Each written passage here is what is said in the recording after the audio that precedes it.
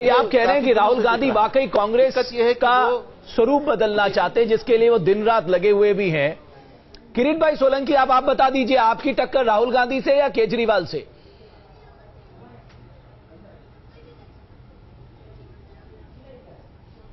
देखो, लोकतंत्र में सभी को चुनाव लड़ने का अधिकार होता है। कांग्रेस की जो कांग्रेस ही भारतीय जनता पक्ष के सामने प्रमुख पार्टी है। जहां तक कांग्रेस का सवाल है, कांग्रेस असमंजस की स्थिति में है।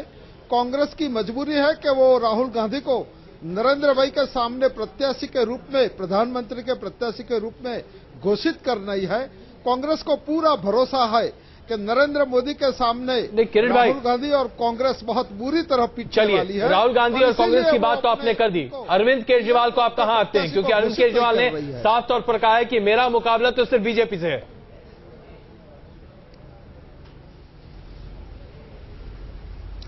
वो उनकी सोच होगी। मैं इनके लिए आपको एक दृष्टांत दूंगा।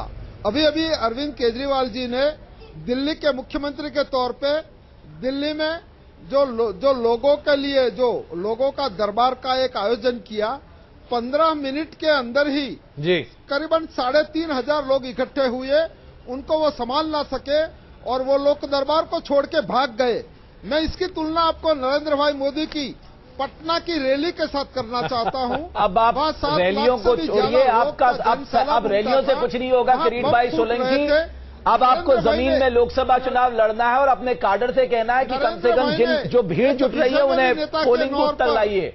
नहीं नरेंद्र, देखो ये दो नेता की तुलना है, आप इसको नजरअंदाज नहीं कर सकते। चलिए, तो आप अभी से मान रहे हैं कि अरविंद केजरीवाल भगोड़े हैं, खोखले नेताओं की तुलना है। किरीट भाई जी, अगर हम आपकी बात को समझ रहे हैं तो आप मान रहे हैं कि अरविंद केजरीवाल भगोड़े हैं और राहुल गांधी खड़े नहीं हो पाएंगे मोदी जी के सामने।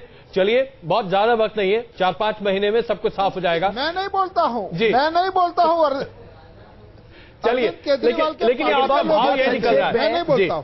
किरीट भाई, मोदी जी जो हैं, जो सांसद होते हैं, वो सारे जो सिटिंग सांसद होते हैं उनके टिकट जरूर बदल देते हैं, इसके लिए बड़े फेमस हैं। ये तो आपको पता होगा।